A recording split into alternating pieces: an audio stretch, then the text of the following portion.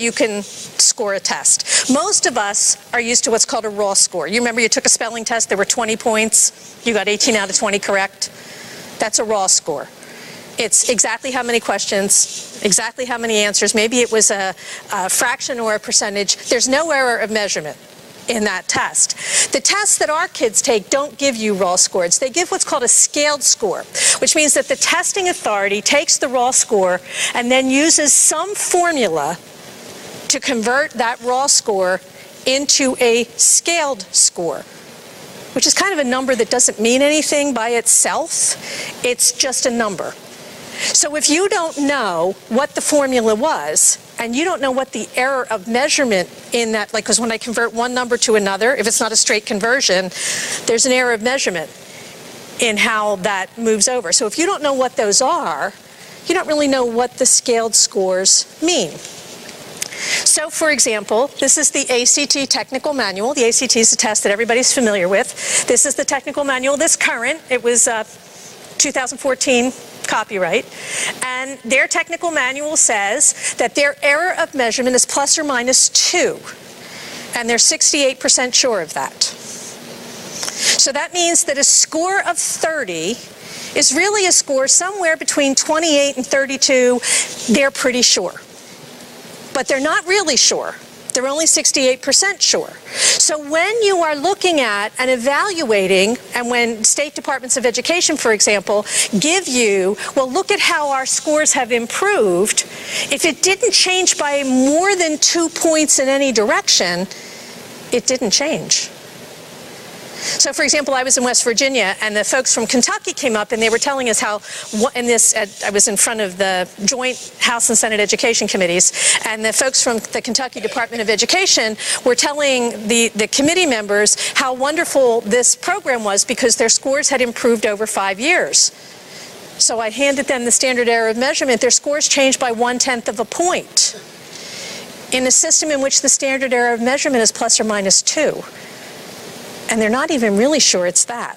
So when you look at the scores, it's important to know, well, what am I really looking at? And are these numbers actually real?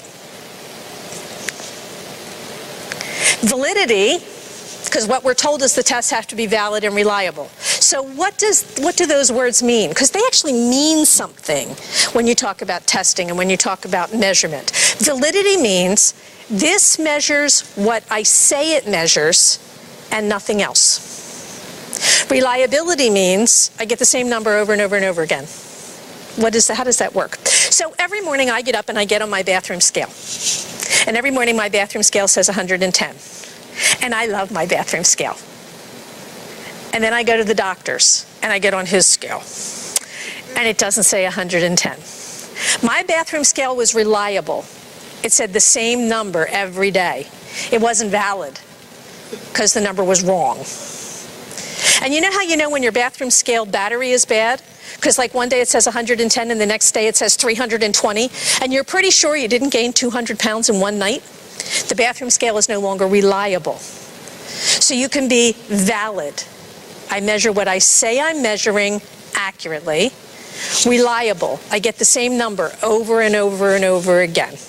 These tests are supposed to be both. In fact, they are neither. One of the things that happens when children walk into the testing situation is you have no idea what that child brings to the table that day. You don't know if they're sick. You don't know if their dog died last night. Or if there was a fire up the street and they were up watching the ambulances go back and forth. Or they're in the middle of a huge family upheaval. They just found out that grandmom has a terminal illness or their parents are getting divorced. So when you look at that score, there's no way to know what does that score mean. For any given child, does that score mean they can or cannot do math, or is that score measuring the fact that their dog died last night and they're 7?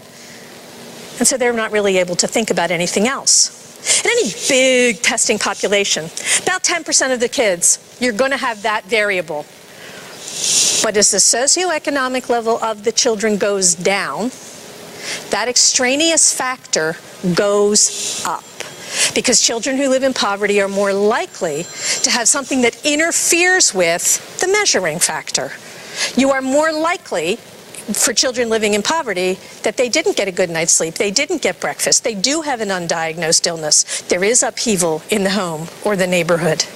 Right here in your state of New York, a teacher from Rochester a couple of years ago stood up and talked about how one of her little ones saw her mother shot on the front porch of her home in a drive-by drug shooting.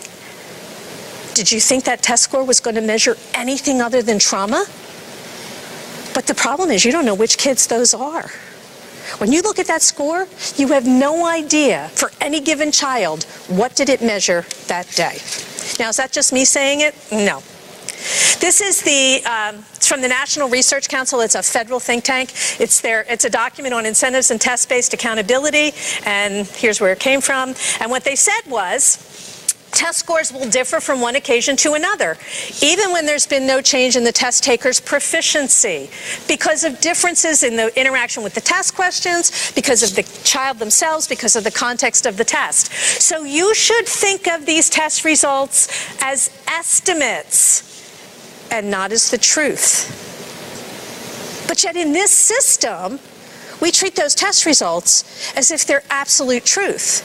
And we tie things like teacher evaluation to them, or whether a kid has to go into additional services, or in some states whether they can be promoted past 3rd grade or 5th grade, or whether they can graduate. But yet, not the truth. They're not the only ones. This is the technical, if you go to the national assessment, which is a congressionally mandated test, this is their technical side of the website, and they will tell you that you should use caution against interpreting these results in a causal sense, because student performance is affected by socioeconomic and other educational factors. So you should not interpret these as gospel. But this system requires us to interpret these scores as gospel, when we know that that in fact is not true. What you hear is that we have a crisis in education because in international assessments, American students score 17th, bottom 3rd. So these folks, this is an article from USA Today, these researchers from Columbia said, well, wait a minute. Finland does really, really well in these tests, but Finland doesn't test all of their children. The testing cohort in Finland, the poverty rate of the children tested was less than 5%. So what they did was they took American districts and they pulled out any district with a poverty rate of more than 20%, which is still really tilted in Finland's favor, 20-5. Not only did we do well, we came out first. Because we're testing poverty. We're scoring poverty. Your own New York Department of Education actually mapped it. This is right from your own Department of Education. And this is the ELA scores. The little red dots are the poverty level and how many kids were. And the line is the achievement level. Do you notice that they match? The correlation is 0.35. This is supposed to be an extraneous factor. And yet 1/3 of the score, that's a simplistic way of putting it, but are related to poverty. The same is true with math. It's a little lower of a correlation, but again, we're measuring poverty, not achievement. And if we tie teacher evaluation to that, which we do, and which the federal government wants us to continue to do, then what happens is teachers in poor districts will not keep their jobs. So they will be replaced. But these are poor districts. So who do they replace them with? Well, in some of the bigger cities, they're replacing them with Teach for America volunteers, people who have 5 weeks of training, and if they stay for 2 years, they can get a student loan repaid, they can get money for college. 5 weeks does not a teacher make. Those folks, or we replace them with the least experienced teachers because you don't have to pay. They're the cheapest ones. But when those kids take the next test, you're still testing poverty.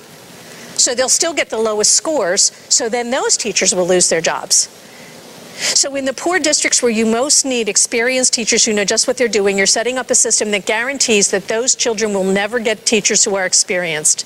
Not only are we testing poverty, we're punishing it in this system, which is why the achievement gap is growing.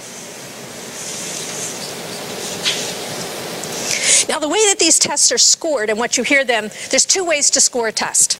You can do a norm reference test. The simple way is grading on the curve. You remember you hated the kid who did really well and you wanted everybody to flunk so that your 60 was now 100. You could get an A. Criterion referenced. There's a right answer and a wrong answer. Your spelling test was a criterion reference test. If everybody got all the words correct, everybody got 100. If nobody got the words correct, nobody got 100. You are measured against whatever the test taker says is good enough, and it doesn't matter what anybody else does. These tests are criterion reference tests, and they are put together on what's called a cut score system. You've probably heard of cut scores if you've been following this debate at all. You're either good enough or you're not good enough. And departments of education determine the cut score. It's like, you know, in football, you make the cut. So you don't get, in these tests that come back, you don't get raw numbers. Your kids, they might get a 1, a 2, a 3, or a 4. They're proficient, they're not proficient, all based on a cut score. Well, is the cut score accurate? Here's the primer on setting cut scores from the Educational Testing Service. And what they say is, you increase the likelihood that the cut scores will support the purpose of the test.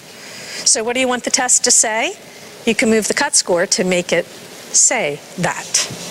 In fact, what they say is all procedures for cut scores require the application of judgments. There's no objective methods for a cut score. That people who are equally able, equally dedicated, but have different opinions of what they want the educational system to tell them will come up with very different cut scores looking at the same raw scores. But you don't ever get to see the raw scores in these tests.